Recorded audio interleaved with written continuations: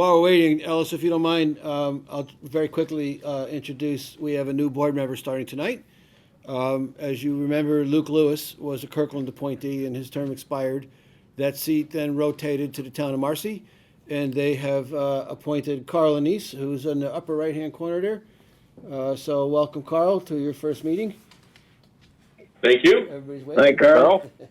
Hi, Carl. Yep, welcome. Carl's on Thank you. Carl's on the town board and is also the chair of the Auditorium Authority. So he's been around the block and very involved. A real glutton for punishment on boards, public boards. I was just going to say the same That's right. thing, Carl. Well, at least you know I'm not in it for the money, right? Carl, correct me if I'm wrong, but you are also the deputy supervisor for the town? Is that correct? Correct. Yeah, okay. Yes. All right, we're going to get going, everybody. The roll call, please. Amy? Okay. Mr. Anise, Here? and Mr. Arcuri, Brock was there? and Mr. Bova, He's here. Mr. Brodsky, Here. Mr. Core, Yes. Mr. Coyne, Present. and Mr. Delia, Here. Mr. Ford,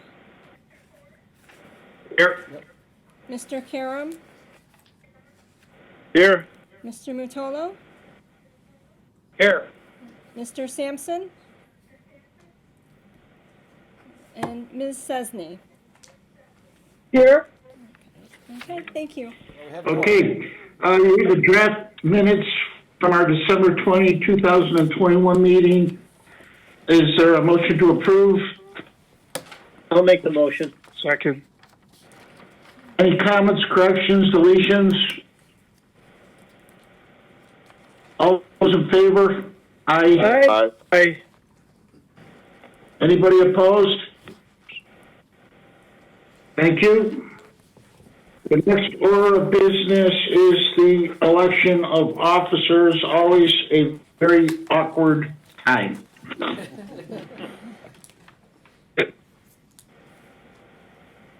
We do have our current slate. If there's anyone that would care to make any comments, now's your time. I guess you're still the chairman, huh, Alex? Doing a great job, Ellis. I move we accept that plate. That would be a board decision. Sounds like Dave just made a motion. I'll second that. We also have the other positions of our vice chair, our treasurer. Is that it, Pat? Yes. Well, can we move the whole slate? I just asked to move the whole slate. Okay, I'll second it if no one has seconded that. Betty- I agree. Betty did. Yeah. I agree also. Right? Sure, yep. Any further discussion or comments? Now's your time. Nope. All those in favor? Aye. Hey, Aye. congratulations, Ellis. Anybody opposed? Once again, thank you for your confidence. You can take Thank all you. the lawn signs down now, too.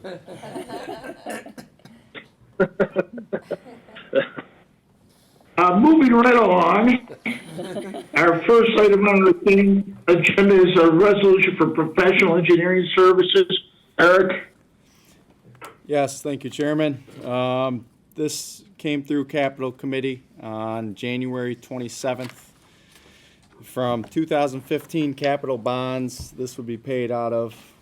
This has been on our capital plan for some time to do some work on the hangar zone tanks by the airport. This is infrastructure that we inherited when we took over that portion of the system. And this is just for the preliminary engineering phase to get us a deliverable document for grant applications that are going to be due this spring, and also help us plan for costing a long-term remedy at this zone for future bonding purposes. So not too much besides that. It's pretty high level engineering report at this point.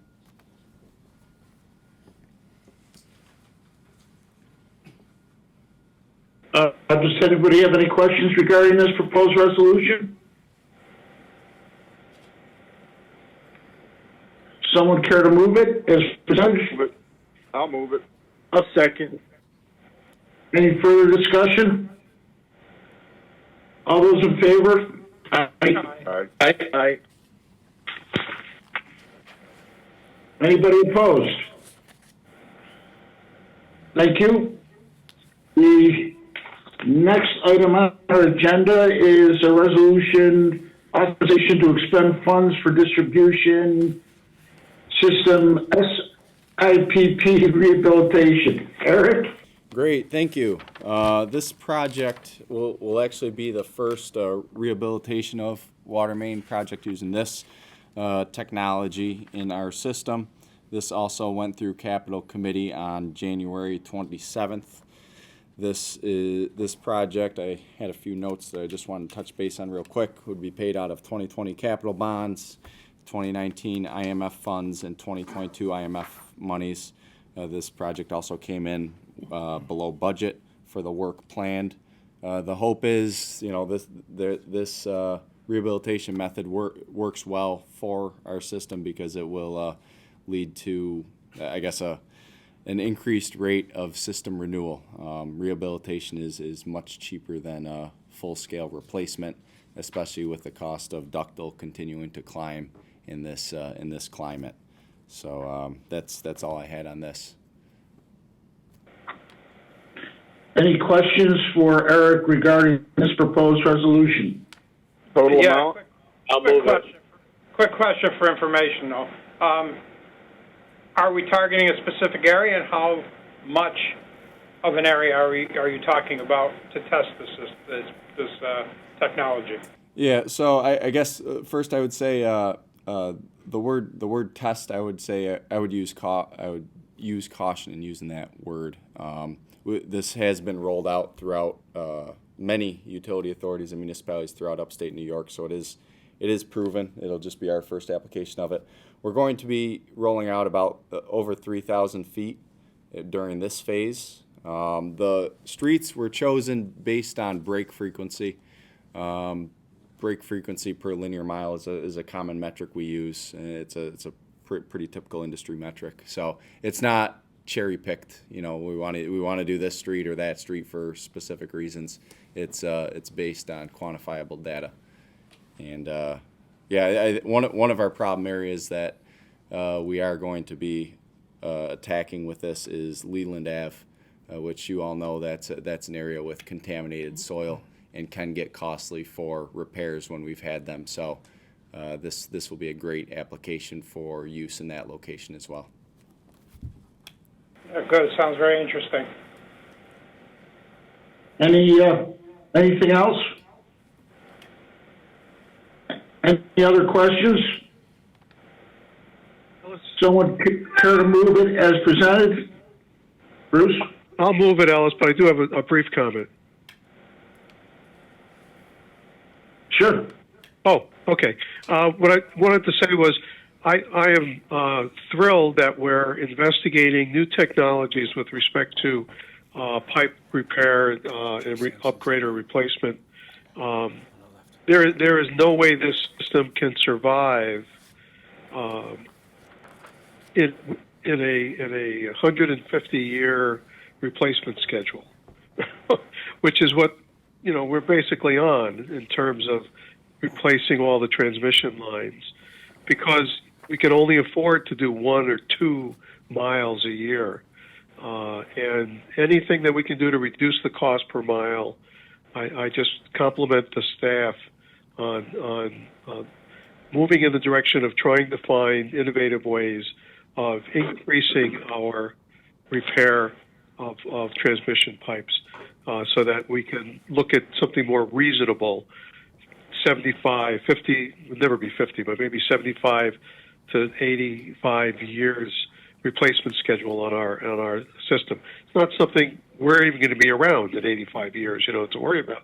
But we want to be able to put the system in a strong position for the future. This board has always looked 20 and 30 years ahead, and I think that's a credit to the board of directors. Hey, Bruce, I have to say I agree with everything you just said, except I'll offer one clarification, which is we're probably on something more in excess of 300 years for a replacement cycle. Yeah, right. So that's all we've been able to afford, and this kind of technology will certainly go a long way towards rehabbing the system at a much more affordable pace. I'll second that. I'll second it. Okay. Any further comments, discussions? All those in favor? Aye. Aye. Aye. Anybody opposed? Thank you. The next item on our agenda is authorization to expend funds for Deerfield Tank Slope Stabilization Project. Eric? Great, thank you. This item also went through Capital Committee meeting on January 27th. It will be paid for out of 2016 and 2020 capital bonds. This project generated a lot of interest. We actually got 11 bids on this project, so we felt very, very comfortable with the cluster of prices that we ended up getting. But we did get a number that was below engineering estimate, which is always a positive thing. This is priority critical work, primarily because we've had an ongoing drainage and slope stabilization issue on the Real Creek side of this tank. The design of this will be to obviously remedy that situation, stabilize that slope long term. So this has been on the docket for several years, and looking forward to getting it into construction. Do we think this one came in lower because it's a local company? Actually, this company, they're based right out of I think their yard's actually on 49 in Marcy. So that always helps. Always helps. Well, it's good for everybody to give it to somebody local too, I guess. Yep. I'll move it. Is there a second? I'll second it. Any further comments, discussions, questions? All those in favor? Aye. Aye. Aye. Anybody opposed? Thank you. Next item on our agenda is a resolution awarding professional service contract for water transmission main upgrades. Eric? Thank you. With this project, this also came through Capital Committee on January 27th, paid for out of 2020 capital bonds. As you know, this has been I guess a critical path item for the Water Authority for a number of years now to increase our available draw capacity from Hinckley at low reservoir elevations. This is for the design phase of the project for professional services that would cover us all the way through design, bidding, construction inspection, and construction administration. We are proposing to award this to an engineering firm, EDR, at a dollar amount of $145,200. One thing I wanted to note, we have received grant funds for this project, and one thing I noticed in those original grant documents, they make you put in an engineering budget, and the engineering budget that was put in for this project was just under $1 million. So we are significantly below budget, which is great for this linear project because we see what material prices are. So hopefully we have a little bit of wiggle room when we move into construction, by the end of this year, beginning of next year. So that's good news in my book, at least. That's all I had on this. Any questions for Eric on this? Someone care to move as presented? I'll move it. Second? I'll second it. Thank you. Any further discussion, comments, questions? All those in favor? Aye. Aye. Anybody opposed? Thank you. Item on our agenda is a resolution authorization to expend funds for Southern Reservoir FEMA Assessment Repairs Project. Eric, this is your last shot. Sure, thank you. I know everybody's sick of my voice by now, so we'll do this quick. This would be paid out of the 2016 capital bonds. This also came through capital committee on the 27th. If you remember, this is to repair damages caused by the 2019 Halloween storm that we received FEMA money for. There's about $80,000 that FEMA is actually going to pick up for this project, and we came in well below budget. So that's obviously a win for us. Also, the low bidder was Brett Weekly Excavating, which is also a local contractor. So, I think that helps price stay low as well. We did generate a lot of interest on this project as well. We got 7 bids in, pretty tight cluster around the 200K mark. So definitely we're okay with pushing this to Brett. And how much of this is going to, from FEMA? About 80K. Okay, because I thought it was more than that when we talked. Yeah, I looked at my spreadsheet after we had capital committee. Anything else, Dave? No. Any other questions? Someone to move the resolution as presented. Yes, sir. I'll second it. Any further comments, questions, concerns? All those in favor? Aye. Aye. Anybody opposed? Thank you. We have the fourth quarter investment statement. Jim? Yes, in your packet is a 3-page summary of our investments by the different bonded funds. Just a reminder, Public Authorities Law requires that we provide you quarterly investment statements showing the balances for that quarter, any income earned, and any expenses incurred during that time period. This is the fourth quarter of the year, so we get a full year statement here that shows the balances as of December 31st, shows the annual income, which, by the way, is much less than what we budgeted by at least $100,000, because these types of investments pretty much fell to nothing, CDs and treasuries, which we discussed back in September or October. So unfortunately, we have to make up those funds in different areas. But these are the balances, and this is the interest and expenses as of the end of the year. Any questions for Jim regarding this? Jim, will our cash flow be about the same over the next year as it was this past year? Should, depending on, some of the larger vendors coming through, Cree and such, that we had budgeted. In the monthly report, which I think is the next item, we were actually up 1.5% for the year compared to 2020, which, remember, 2020 was a quirky year. We were down, though, about 2% compared to 2019 on the consumption. So we're anticipating that consumption will, be relatively the same and collections will be similar. Because it's not the amount of money that has that big an impact. Good news, bad news is the likelihood of at least 100 basis points, full percentage, maybe even more over the next year increased.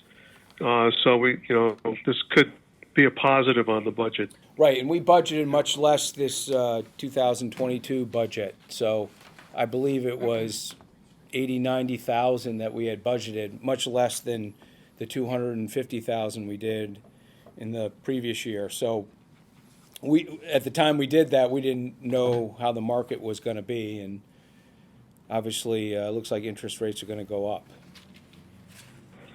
Well, I would just caution being, I don't want to say that's being aggressive, but I can tell you this. I think you're going to find most financial institutions, you may see rates moving, but you're going to see a lag in in banks raising deposits. You'll see an increase in loan rates, but as far as deposit goes, there's going to be a little bit of a lag there. So I don't know if you'll truly see a full 100 basis point increase in the next year. You might, but you might have to go out longer term if you see that. But I think there's going to be, at least from what we're hearing and reading, there's going to be a lag. Sure. Yeah, personally, I'm happy about that. Yeah, we didn't budget for a lot of it. At the low side, you're going to see a bit of an uptick, you know, I mean, but I don't think you're going to see it on the deposit side right away. We use a very conservative forecast for interest income, so we're not banking anything at this point. Okay. Jim, a quick one on our delinquent accounts. Have they picked up any? Well, wait a minute, Dave. Able to close up? Dave, could we do that when we get over to the finance report? I just want, we need to approve this quarterly investment statement, so does anybody have any further questions regarding that? I move. I'll Thank second. you, Drew. Did you get a second, Amy? Second, Yes, I did. Thank Rocco. you. Thank you. Any further questions, comments on that investment statement? All those in favor? Aye. Aye. Aye. Aye. Anybody opposed? Thank you. Now on to the finance report. And David, your question? Yeah, how are we doing with our delinquent accounts now that we can start shutting them off? Yeah, actually, Dave, I was going to cover that in my report, but I'll if you don't mind me usurping Jim's time, as long as Jim's not willing to yield his time to me. So, as you know, there was a moratorium for the past year or so imposed by the state on shutoffs for delinquencies. It seems that a lot of people took advantage of that. I'll just put that mildly. So we are catching up. There was one notable account I was going to cover, and then I'll address the rest of your question, Dave. But one of the ones that was getting kind of scary was a rest home on Sunset Ave, known as the Grand, also called Heritage Home. They had not been paying bills for the last 18 months or longer, almost 2 years. After two tax pull-offs of in excess of $45,000 each, one last October, one in the prior March, we were looking at an overdue balance still of $133,000 and having to force their hand by talking about shutting the water off, which is not an easy thing to do at a nursing home. So as we've been moving in that direction, I reached out, I spoke to the mayor's office downstairs. I went over and met with Tony Pacenti and his folks in person and talked to somebody from the state health department because we needed to get them involved, et cetera, et cetera.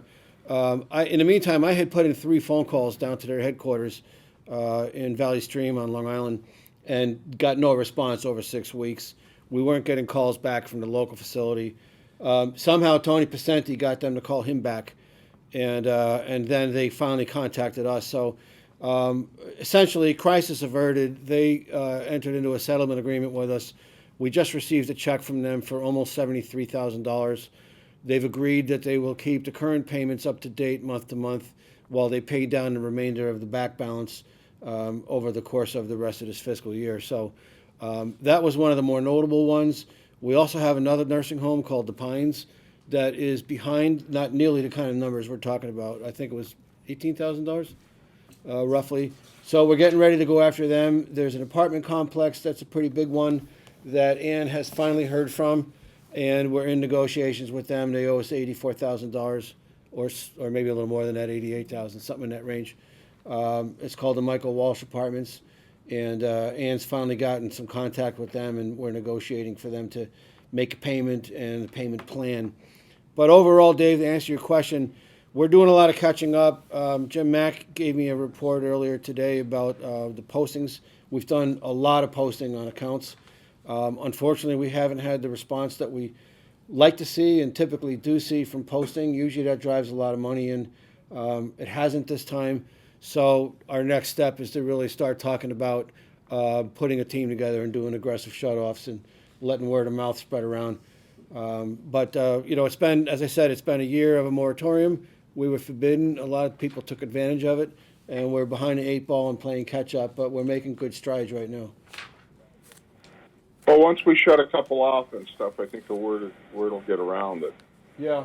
you know, And, you that know, it's time to pay. we're going to talk about our website in a few minutes too, as part of my report. But one of the things we did do, Dave, following your desire and the board agreed, was to there's a hot button on our homepage now for all of the delinquent accounts. So anyone that goes right to our homepage, there's a big banner right across the middle of the screen, delinquent accounts. You can't miss it. And we'll be updating that at this point, probably every 2 weeks, because we want to make sure as people pay that they're taken off the list if they shouldn't still be on it. So we'll see how that works too. That might also help. So I will yield back the balance of my time to the gentleman from accounting. If there's anything else you want to talk about. Yes, so I did go over the consumption. Again, we're up 1.5 percentage compared to 2020, down 2 percentage points compared to 2019. Revenue compared to budget, we're up 137,000. Compared to 2020, we're up 500,000. Cash, we were up for the year 571,000 before we funded our reserves, which put us in a little negative of about 325,000. So, and keep in mind, we budget that way. We budget to use revenues from prior years or cash from prior years. So that was anticipated. So that's the summary for. Keep in mind the report that you have, the monthly report, is unaudited. Obviously, we're still scrubbing through those numbers and getting ready for our audit, which should start in the beginning, first or second week of March. Any questions for Jim? Thank you. Good job, Jim. Thank you. Yep. Okay, thank you. So we talked about the Grand. I mentioned the website. I guess I'll go to that next since we were just talking about it. But about 2.5 years ago, I was at a seminar put on by Hancock Estabrook Law Firm, whom we use for a variety of areas, particularly labor law. And so every year they do an annual labor law symposium. And one of the things, actually, it's more than labor law. One of the things that had come up was they put everybody in attendance on the alert that there was a law firm or multiple law firms out of Manhattan that were probing people's websites for ADA compliance, the Americans with Disabilities Act. Your website has to be compatible with certain features that are required under federal law. And they were doing a lot of probing and finding people that weren't and then suing them, basically. It was, this is people that are just looking for money. And so when I got that information, I sat down with Jim and we made a long-term plan, Jim Mack, that is, in IT, to become compliant, which we now are. And I'll turn it over to Jim to just explain it real quickly. And I think he's just going to mention a few other things related to the website. Jim? Yeah, there's pages and pages of ADA accessibility, so I won't go through that. If anybody wants it, if you want to contact me, we'll send it to you. But I believe everybody got a Lighthouse report in their packet that shows our performance accessibility, best practices. Just for comparison, our prior website was 87% compliant on performance. We're 99 now. Our accessibility was in the mid-70s. We're 100 now. Our best practice was in the 90s. We're 100 now. And our search engine optimization was 94. We're 100 now. So we redid the website using the Accessible Rich Internet Application Practices. And this provides a way to make the web content and web applications more accessible to people with disabilities. Especially helps with dynamic content and advanced user interface controls developed by HTML, Java, and other technologies. So some of the highlights that we had to do is we had to go through all of our PDF files, run them through a criteria, and probably 85% of them did not meet the criteria, so we had to convert them to individual web pages. We have to use a technique that does not request a location from any user. We had to make our links crawlable, not blocking any indexing from the search engines. We had to set up a contrast between the foreground text and the background. And we had to ID and label every image on the website, regardless if it was duplicated. So if we had the same image on the front page and in engineering, they had to have two separate names. And when you pull across it, if you have the right software, it'll read the text out loud to you of what the picture is. So it's just a quick highlight of what we've done. It was a lot of work, and thankfully we made it through some period of vulnerability without any mishaps. So I commend Jim and his department for finishing all that up. Speaking of vulnerabilities, everybody knows that cybersecurity is a major issue. When we were renewing our insurance this year, our cybersecurity insurance the premium went from a little over $5,000 to a little over $16,000. So we just got done talking about cash flow with Jim Corfanta. And although it's not a huge number, it's still, 300% higher than we were thinking it was going to be. But we did call around. We spoke to Suffolk County Water Authority. We talked to Onondaga County Water Authority. Phil Tangora put an inquiry out through the state section of AWWA, and it appears that everybody was getting hit with the same kind of escalations. And then the carrier that was going to cover us also had come up with a punch list of things that they wanted to see. Otherwise, they were going to refuse to cover us at all. And the biggest one was multi-level authentication on our cell phones, company phones, which Jim and his team, again, were able to put in place in time to satisfy the carrier. So we have the coverage in place, but I think it's only going to go up more. So it's something that we'll obviously be budgeting for in the future, but continually making adjustments to make sure that these windows of vulnerability are sealed up as tightly as we can possibly get them. So just a quick heads up on that one. Another thing I want to mention, since I was not unfortunately able to make it to the December board meeting, you all had heard a little bit about some difficulties we were having with a company called Neptune that owns or sold us and helps manage our radio reading, meter reading system. And we went into this with bonds that were going out over 20 years, and it was supposed to be a 20-year project, 20-year life cycle. And here we were in year 9. They were telling us that the equipment was becoming obsolete. They were no longer going to support it. We need to migrate to something else. And initially, we were told there was a drop-dead date, and we were scrambling. So we did meet with them. Ken Barbaro was there, and also at the recommendation and desire of the board, we had John Murad from Hancock Estabrook at the meeting as well. And the sales rep for Neptune out of Rochester, and he brought up a regional manager from their factory and headquarters down in Alabama. Well, actually, he's out of New Jersey, but he spends a lot of time in Alabama at the factory. So a couple of good things that have come out of it so far is that they have agreed that there is no drop-dead date. They're not going to be pulling the plug on the existing system. We can keep this thing running for as long as there are spare parts available for it and it can still be serviced. But clearly, it's not going to make it all the way through. So one of the things we've done along the way is reach out to a gentleman who's essentially the guru of automated meter reading in the water industry for the last 30 years. His name is Don Schlinger. I've met him a few times at conferences.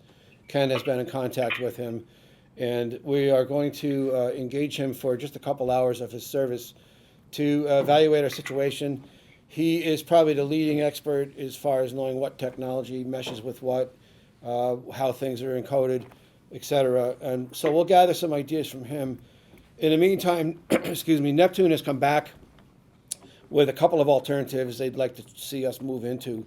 And they've made some concessions so far. It certainly isn't enough, in my opinion. But they've agreed, for example, that the modems that go on the side of the house, they'll swap out for new ones, one for one, without charging us anything for the equipment. They're talking about swapping out our collector towers. There's still the issue of our labor. We had to use our own forces to install all those things, and it took us almost 4 years. I made it very clear to the sales rep, Dave Johnson, that we're not in the mood to spend our own labor forces and go out doing this process again over 4 more years. And one of the alternatives was a cellular connection, so there would be no collection towers. It wouldn't be radio, it would be cellular. But then you have the issue, they said it's 5G. Well, is that going to last 5 years, 6 years, 7 years? When are they going to be up to 8G? And this stuff will be having the plug pulled on it too. So these are all considerations we have to take into account, and we'll be discussing with the consultant. Ken is attempting to set something up for actually this Wednesday afternoon so that we could pick his brain a little bit and get a better idea. And Ken also has some ideas on ways that we could press Neptune for something that's more equitable. So right now we have no recommendation, but as I said, there is no deadline either. So at least we bought ourselves 1, 2, 3 years to keep going and doing what we're doing until we can figure out what we want to do. And, finally, in the end, I think whatever recommendation we do, it will probably be viewed a little more as a head start on whatever investment we would be making in 8 or 9 years from now, and getting a head start on that, because eventually, if this thing had ridden out its life cycle, we would then be going out to bond and purchasing some new technology and starting from scratch again. And so, it really comes down to maybe we're doing that a little sooner than we thought, and we definitely want Neptune to ease the pain to the greatest extent possible. But we will be getting something that we can get more time out of with the next investment. So, as I said, that's really informational at this point, unless anybody has specific concerns that you want us to address as we're going along. But I think the next step is to hear from this industry expert and hear what his thinking is. And then we have a tentative meeting with Neptune the week after that as they try to fine-tune some of the pricing on their proposals.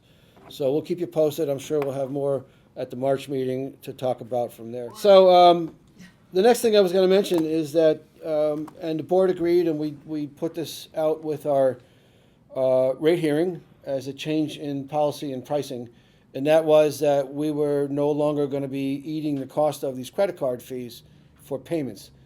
And as you may recall, it was starting to get close to $200,000 a year in lost revenue that we were paying the credit card fee on behalf of customers. And as you know, that's based on the total amount of the payment, and half that payment roughly is going to sewer charges. So we were not only covering credit card fees for water, but also for sewer. So we made the change in direction to have those fees passed on to the customer. So right after the board voted in October to solidify that, Jim Corfano reached out to Chase Bank, who was handling all those payment for us, and said, get to work. They're not there yet. We've had a couple of conference calls and meetings with them. They initially gave us a much more protracted timetable. They were looking at doing something more like May, June, or July. We told them that was unacceptable. Every month that goes by is costing us between $10,000 and $15,000. I guess the only upside is we're finding this out early enough in the fiscal year that we'll make adjustments, and we'll find ways to manipulate the budget and get through the fiscal year without doing a lot of damage to ourselves. But they are now at a point where we have a proposal they've given to us that we've accepted because it is much more expedient. They're setting up a meeting with Jim Mack and our IT team to begin some testing of files and connections and things of that nature. We don't know exactly when we'll be able to start collecting that fee. Jim, have you gotten an update? I had a call with, we have a project manager assigned from Chase. We're waiting to get a project manager assigned from their third-party company. That was supposed to be this week. Okay. And So it may be April. It may be a little later than that. Conceivably, it could be a little bit faster than that. It depends how quickly both sides, us and them, are able to move on this thing. And again, we'll keep you posted once it goes into effect. But that was something the board approved. Yes. Hey, it's Rocco. Yeah. Two questions. Number one, during the waiting period here, is there any way we can go back to the city and the county on these sewer tax and break out their portion of what we're being charged and bill them? First question. Second question is, why do we really need Chase's approval on this? Can't we just pass it on to the customer?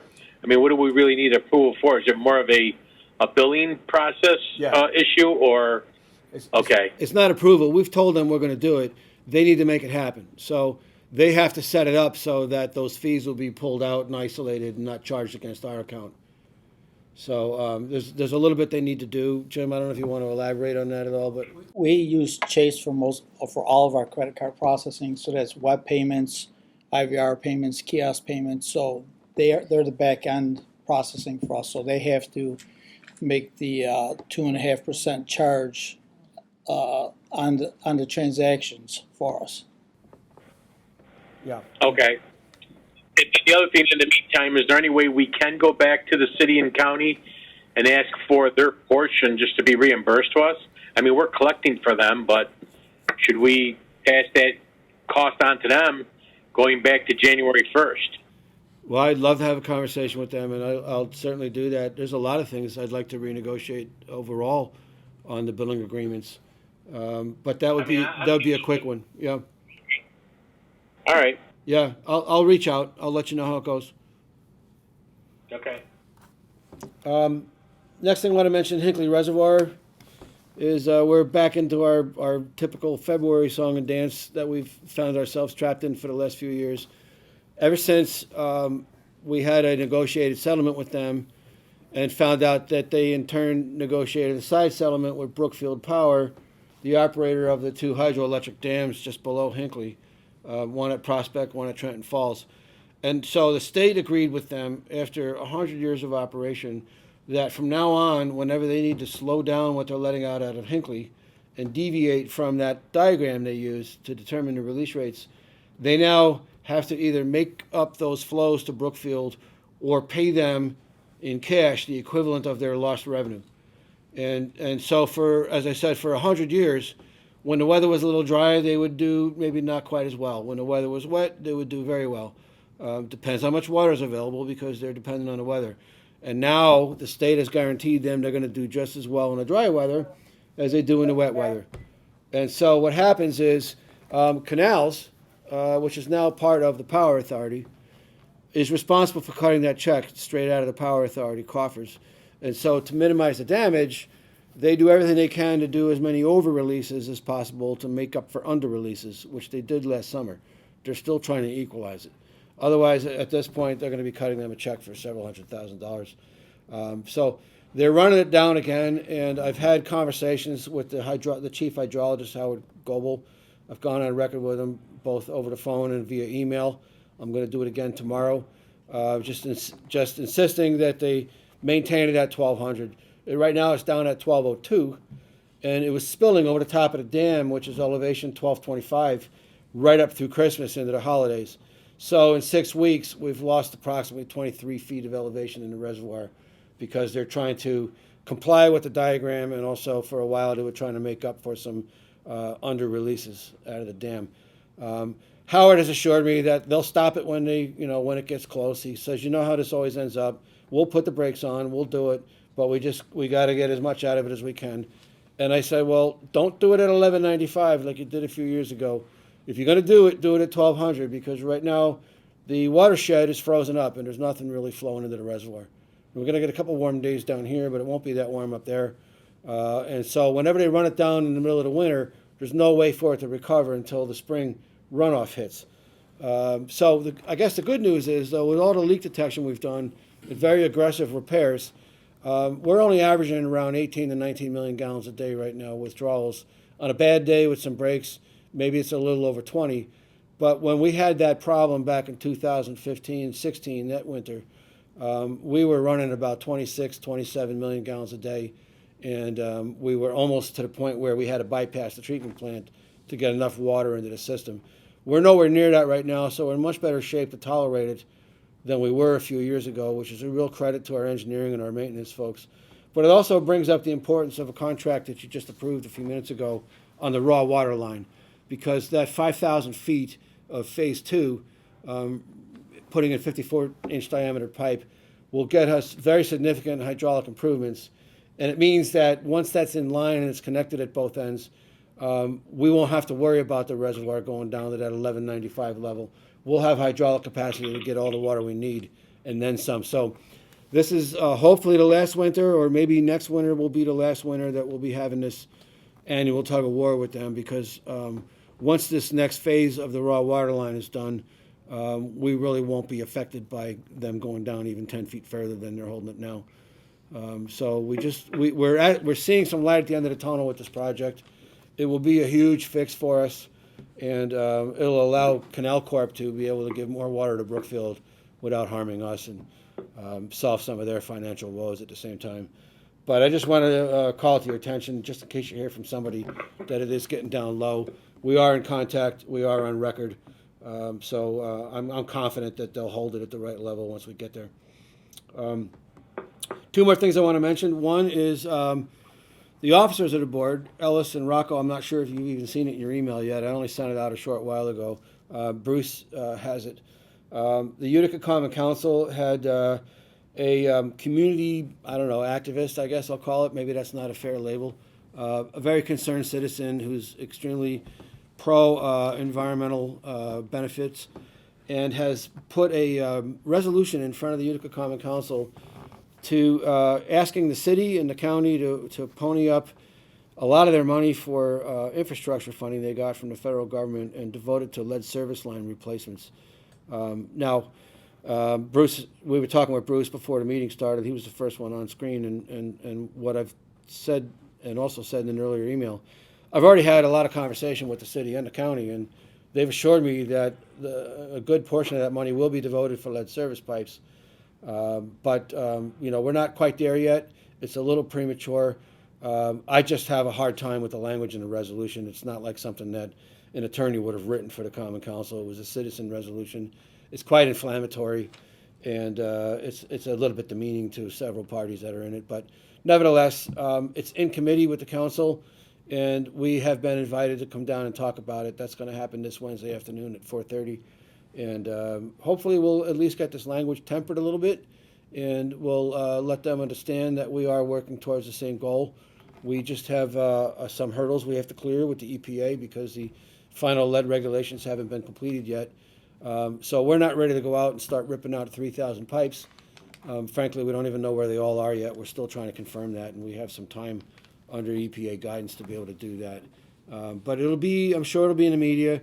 I don't know if it'll be on TV, but if you read the local newspapers, I'm sure you'll hear about it. So I wanted to give you the heads up that this lead service pipe thing is coming up, and we'll be weighing in, and hopefully in the end we'll all walk out of the room in some kind of an agreement.